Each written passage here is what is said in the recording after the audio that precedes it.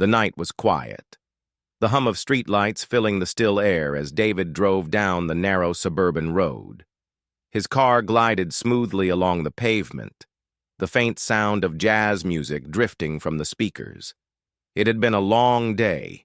He'd spent hours at a community event, speaking about justice and equality, topics he was deeply passionate about. Now, all he wanted was to get home, enjoy a cup of tea, and see his son's sleeping face before heading to bed. Suddenly, red and blue lights flashed in his rearview mirror, slicing through the darkness. The high-pitched wail of a siren broke the calm, and David's heart sank. His hands instinctively tightened on the steering wheel as he glanced at the flashing lights behind him. He wasn't speeding. His registration and insurance were up to date, so why was he being pulled over? David pulled his car to the side of the road, his pulse quickening. He rolled down the window, letting the cold night air seep in. The jazz music continued to play faintly in the background, but its once soothing rhythm now felt like a distant memory. He could see the shadowy figures of two police officers stepping out of their cruiser, their silhouettes illuminated by the flashing lights. The crunch of gravel under their boots echoed in the quiet night. One of them walked straight to his window while the other hung back, watching closely. David took a deep breath, forcing himself to stay calm. He reminded himself of the lessons he'd learned over the years. Always stay respectful, always stay composed. But his chest felt tight, and a familiar sense of unease crept into his mind. "Good evening, officer," he said politely, his voice steady but his palms slightly sweaty as they rested on the wheel. The officer didn't respond right away. Instead, he leaned down, his flashlight pointed directly at David's face. "License and registration," the man said curtly, his tone lacking any trace of warmth. David nodded, reaching for his wallet slowly, his movements deliberate. The officer's eyes followed every move, his hand resting on the holster of his gun. And just like that, the quiet night had turned into something tense, something heavy. Before we dive into this powerful story, make sure to subscribe to our channel so you never miss more inspiring and thought-provoking videos like this one. Your support helps us share impactful stories that matter. Now let's get started. David Ellis was a man who believed in doing the right thing, no matter how hard it was. In his late 30s, he had built a reputation as one of the most prominent civil rights lawyers in the state. But tonight, as he sat in his modest sedan on a quiet suburban road, he wasn't thinking about the many cases he had won or the speeches he had given. He was just a father trying to get home after a long day. The evening had been productive but exhausting. David had spent hours at a community center, speaking to a packed room about police reform. He'd shared stories, listened to others, and encouraged everyone to keep fighting for a fairer world. The applause he received at the end had been heartfelt, but it did little to lighten the heaviness he carried inside. For every step forward, it seemed there were always 2 steps back. The neighborhood he was driving through was peaceful, lined with rows of small, neatly kept houses. Porch lights flickered here and there, and the occasional barking of a dog broke the stillness. It was the kind of area where families felt safe letting their children play outside.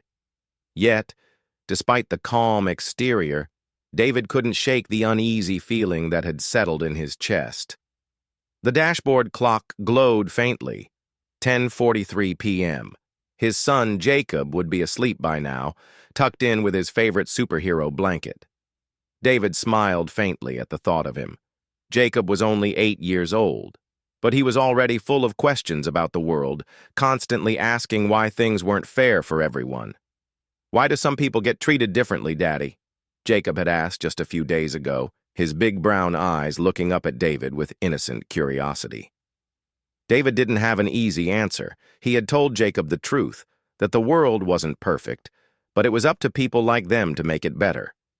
It was a lesson David himself had learned from his mother, who had marched for equality in the 60s. She had always told him, "Don't let fear stop you from doing what's right." But fear wasn't so easy to ignore, especially now. As David drove through the quiet streets, he noticed his reflection in the rearview mirror. His face, usually calm and confident, seemed tired tonight. The slight stubble on his chin and the lines around his eyes spoke of someone who carried more weight than he let on. He adjusted his tie out of habit, even though no one was there to see it. It was a small ritual, a way of keeping himself grounded. The glow of street lights cast long shadows across the road, giving the night an almost surreal quality. The air outside was cold, visible in faint puffs of condensation when he exhaled. A part of him was relieved to be heading home, where warmth and familiarity awaited. Yet another part of him couldn't ignore the tension that came with being a black man driving at night, even in a suit and tie, even in a good neighborhood. As if on cue, the sound of a siren shattered the silence, pulling David out of his thoughts. His heart skipped a beat as red and blue lights illuminated the inside of his car. His first instinct was to wonder what he had done wrong. Had he missed a stop sign? Was his taillight out? No. He was sure everything was in order. Still, the fear that bubbled up was undeniable, a fear that came not from guilt, but from experience. David took a deep breath, trying to calm the unease that gripped him. He reminded himself of who he was, a lawyer, a father, a man who believed in justice. But as he pulled over to the side of the road, the weight of the moment pressed down on him, heavy and unrelenting. The quiet suburban night didn't feel so peaceful anymore. David sat in his car, the seatbelt snug across his chest, as the police cruiser parked behind him. The flashing red and blue lights reflected off his side mirrors, bathing the dark street in an ominous glow. He gripped the steering wheel lightly, keeping his movements deliberate. His chest felt tight, his mind racing with the routine steps he'd practiced countless times in his head. Turn off the music. Keep your hands visible. Stay calm. From the corner of his eye, he saw two figures step out of the cruiser. Their boots crunched against the gravel as they approached, the sound sharp in the stillness of the night. The first officer, tall and broad-shouldered, moved purposefully to David's window. His face was stern, his jaw set tight.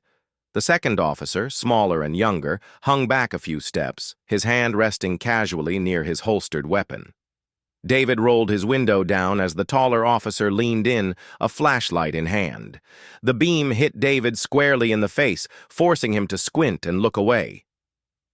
"License and registration," the officer barked. There was no greeting, no explanation, just a demand. David nodded, moving his hands slowly to retrieve his wallet from his jacket pocket.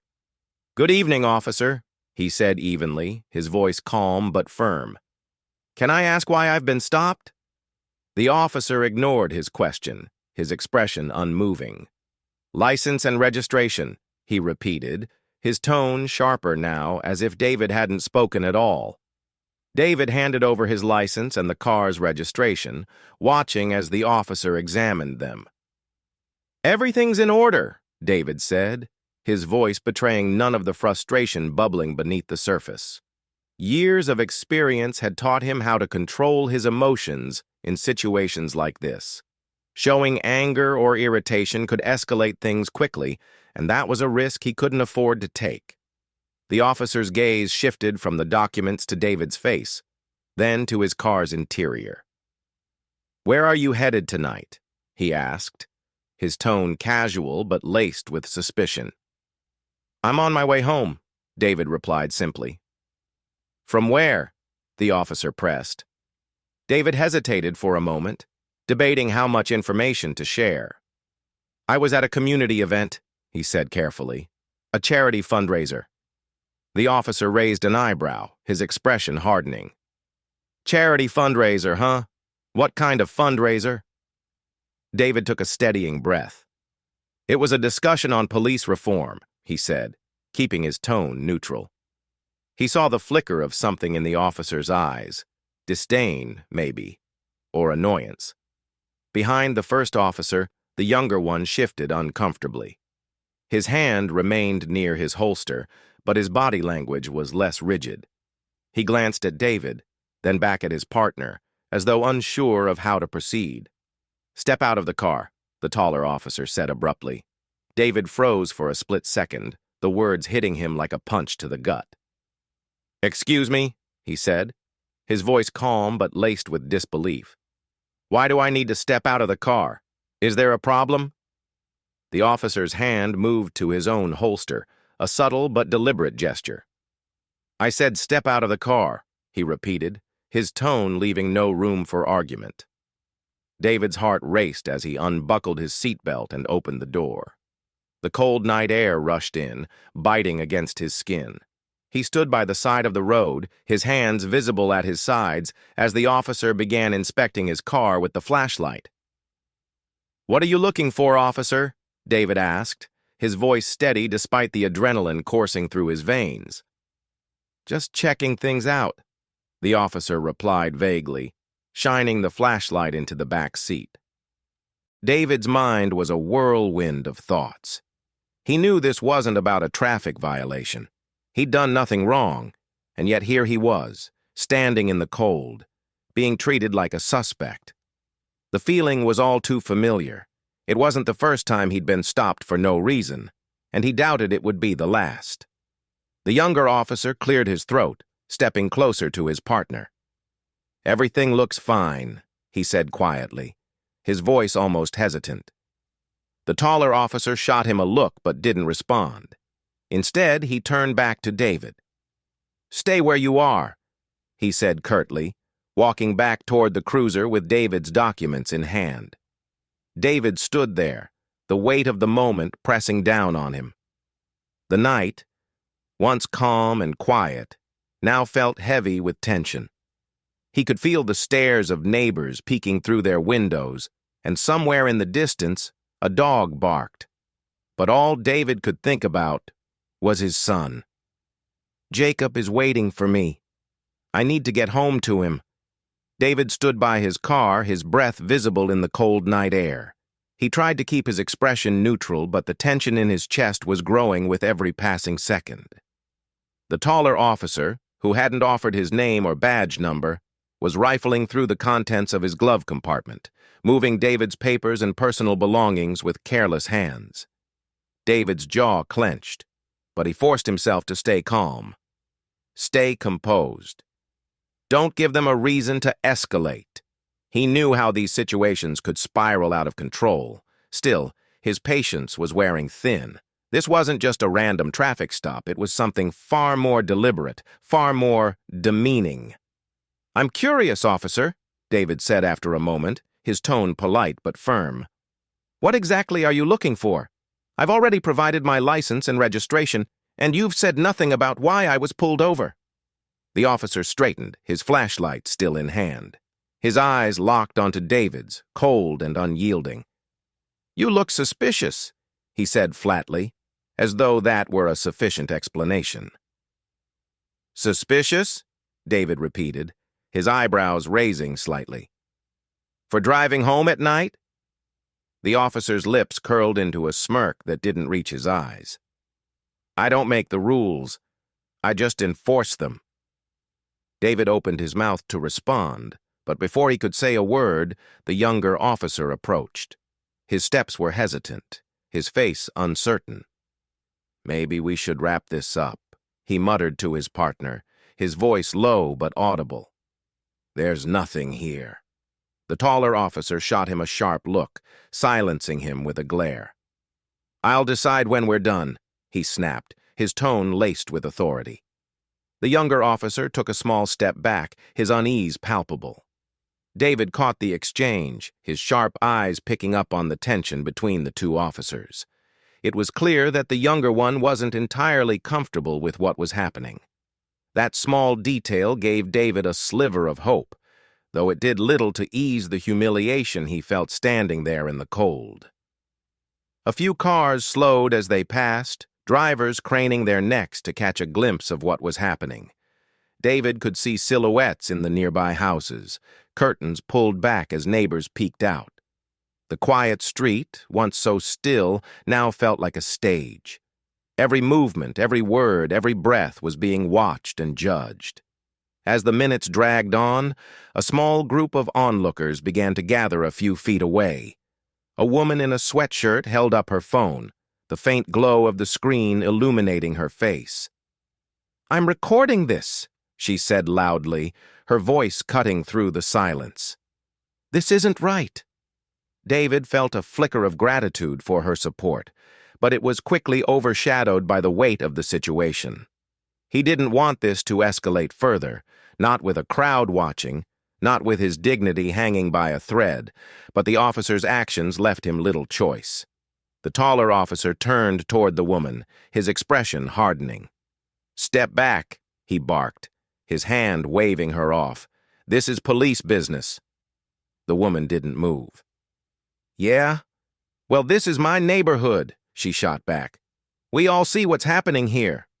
Her defiance seemed to embolden the others. A man in a baseball cap spoke up next. "Yeah, leave the guy alone. He hasn't done anything." The officer ignored them, turning back to David. "You can thank your little fan club for making this worse," he sneered. He stepped closer, invading David's personal space. "What's your problem, huh? Why don't you just cooperate and let us do our job?" David took a steadying breath. He met the officer's gaze head-on, his voice calm but unyielding. "I have been cooperating," he said evenly. "But that doesn't mean I'll stand here and let you disrespect me. I know my rights, officer." David exhaled slowly, his hands still at his sides. His heart was pounding, but he refused to let it show. The woman with the phone lowered it slightly, her eyes meeting his. There was understanding in her gaze, a silent acknowledgement of what he'd just endured. The officers walked back toward their cruiser, the younger one glancing over his shoulder with what looked like an apologetic expression. The taller officer muttered something under his breath as he climbed into the driver's seat. David stood there for a moment, the cold seeping into his skin, the crowd still watching. The weight of the humiliation, the frustration, the injustice. It all hung heavy in the air. But deep within, a spark of resolve began to burn. This wasn't over. Not yet. David stood tall, his shoulders squared, the cold night air brushing against his face. He had endured enough. He watched the taller officer stride back toward him, still holding his license and registration, his expression smug and unyielding. The crowd had grown larger now, their murmurs louder, their phones still recording. The woman who had spoken earlier gave him an encouraging nod, as though silently urging him to stand firm. The officer stopped a few feet from David, his flashlight still in hand. "Here's how this works," he said, his tone dripping with condescension. "We ask the questions, you answer them. That's the deal." David took a deep breath, his eyes locking with the officer's. He had tried patience. He had tried diplomacy. Now it was time to remind them who they were dealing with. "Do you know who I am?" David asked, his voice steady but filled with quiet authority. The officer's smirk faltered for just a moment, but he quickly recovered. "Yeah," he said, waving David's license in the air. "You're David Ellis. So what?" David stepped closer, closing the distance between them. His calm composure never wavered, but his voice carried a weight that silenced the murmuring crowd. "I'm David Ellis," he said, "lead civil rights attorney for this state. I've spent over a decade prosecuting cases of misconduct against officers like you, so I'll ask again, do you know who I am?" The silence that followed was deafening. The taller officer blinked, his face paling slightly as the realization hit him. His grip on David's license tightened, his confidence now visibly shaken. Behind him, the younger officer's eyes widened, and he took an instinctive step back, as though physically recoiling from the gravity of the situation. The crowd, sensing the shift, erupted in murmurs of surprise and satisfaction. Someone let out a low whistle, while another voice said, "Oh man, he's in trouble now." The woman with the phone smiled, her camera capturing every second of the officer's unraveling. David didn't break eye contact, his calm demeanor an unspoken challenge. "I've been more than patient," he continued. I've complied with every one of your demands, even when they were unwarranted. But let me be clear. This stops now. You've crossed a line." The officer's jaw worked as though he wanted to say something, but no words came.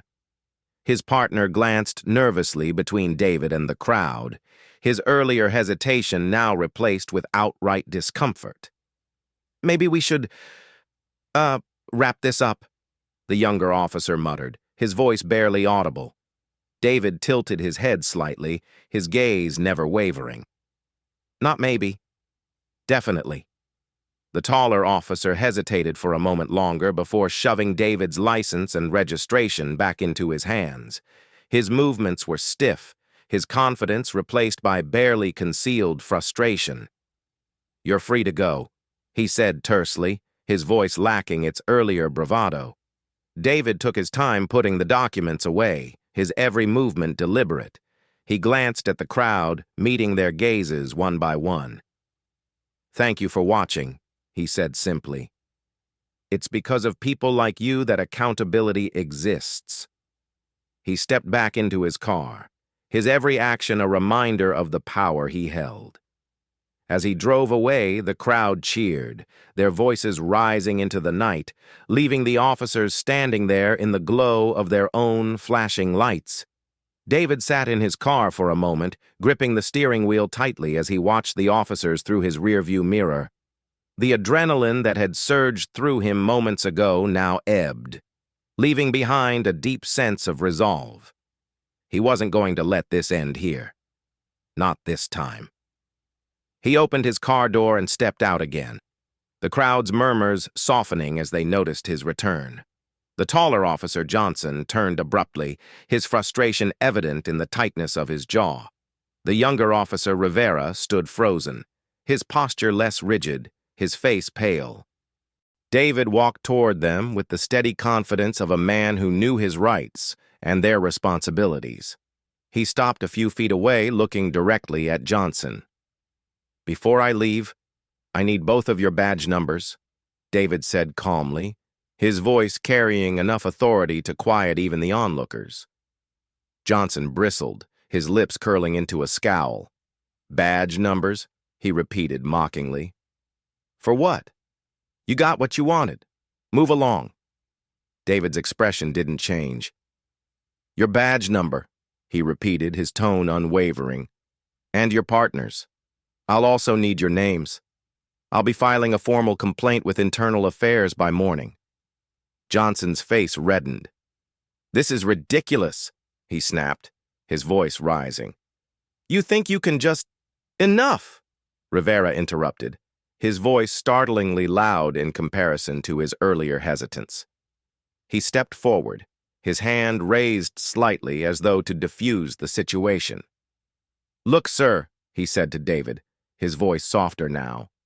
"My name is Officer Rivera. My badge number is 78452. David turned to him, nodding slightly in acknowledgement. "Thank you, Officer Rivera. I'll make sure to note your willingness to de-escalate." Johnson scoffed, muttering under his breath, but Rivera shot him a warning look. The tension between the two officers was palpable, the cracks in their partnership now fully exposed under the weight of public scrutiny. Johnson finally muttered, "Fine, Officer Johnson. Badge number 37,108. David nodded, pulling out his phone and recording the information. He glanced at the crowd, who were still filming, their support bolstering him. "You've all been witnesses to what happened tonight," David said, his voice carrying over the quiet murmurs. "Your videos, your voices, they matter. This isn't just about me. It's about ensuring this doesn't happen to anyone else." The crowd nodded in agreement, some shouting words of encouragement. The woman who had started recording earlier stepped forward. "I've got everything on video," she said, holding up her phone. "If you need it, just let me know." David offered her a small but genuine smile. "Thank you. Your courage means more than you know." Johnson shifted uncomfortably, his bravado waning in the face of mounting accountability. Rivera, on the other hand, seemed almost relieved, as though a weight had been lifted. I... I'm sorry, Rivera said suddenly, his words catching everyone off guard. For how this went down. It wasn't right. David studied him for a moment, noting the genuine remorse in his eyes. Acknowledging the problem is the first step, David said evenly. I hope you take the next one and work toward being part of the solution. Rivera nodded, his gaze dropping to the ground. Johnson, however, crossed his arms, his expression defiant. You think you're some kind of hero? He sneered. This changes nothing. David met his glare without flinching. You're wrong, he said firmly. This changes everything, because people are watching, and every time someone speaks up, it becomes harder for this kind of behavior to hide. The crowd erupted in cheers, their voices echoing through the night. Johnson looked away, his face tight with anger, but Rivera stood still, a faint flicker of shame crossing his features. David turned back to his car, his steps measured, his posture unshaken. As he slid into the driver's seat, he glanced in the mirror one last time. The crowd was still there, their phones raised, their voices loud. The officers stood motionless, two starkly different reactions painted across their faces. As David drove away, a sense of calm settled over him. He had done what he could for now. Tomorrow he would make the calls, file the reports, and ensure that accountability was pursued. But tonight, he was heading home to his son, a reminder of why he fought these battles in the first place, for Jacob, for every child who deserved to grow up in a fairer world. The road stretched ahead, quiet once more. But this time, David didn't feel alone. The voices of the crowd, their cheers, and their courage stayed with him, a testament to the power of standing up, even in the face of injustice. As David parked his car in the driveway, the house was dark except for the faint glow of the porch light. The night had grown quieter, but the events of the past hour echoed in his mind. He sat there for a moment, staring at the dashboard, his hands still resting on the steering wheel. The adrenaline had worn off, leaving behind exhaustion and a familiar ache deep in his chest. No matter how many times he faced situations like tonight, the weight never diminished. He thought about his son Jacob, peacefully asleep inside. David's fight for justice wasn't just for himself, it was for his child and every other child growing up in a world where bias and prejudice still dictated so much. The thought brought a mixture of hope and sadness, hope that change was possible, sadness that the battle was far from over. David stepped out of the car and walked toward the house. As he unlocked the door, his mother's voice echoed in his mind. Don't let fear stop you from doing what's right. She had faced similar struggles in her time, and now, decades later, the fight continued. It was a sobering reminder that progress, while real, was painfully slow. The events of the night weren't just about one man being harassed by the police. They were a reflection of a much larger issue. David knew his identity as a lawyer had afforded him a way to push back, a power to hold others accountable. But what about those who didn't have the same privilege? How many others were stopped, questioned, humiliated, or worse, with no one to witness or speak up for them? This wasn't just his story. It was a story that played out every day in neighborhoods across the country. A story of systemic injustice, implicit bias, and the need for accountability. And it wouldn't change unless more people, ordinary people, stood up and said, "Enough." As David turned off the porch light and headed to Jacob's room, he felt a flicker of hope. The crowd that had gathered tonight, their courage and determination, proved that change was possible. People were paying attention. People cared. Standing by his son's bedside, David placed a gentle hand on Jacob's shoulder. The world isn't perfect, he whispered softly, more to himself than his son. But we can make it better. And to the world, the question remained. What will you do to make a difference?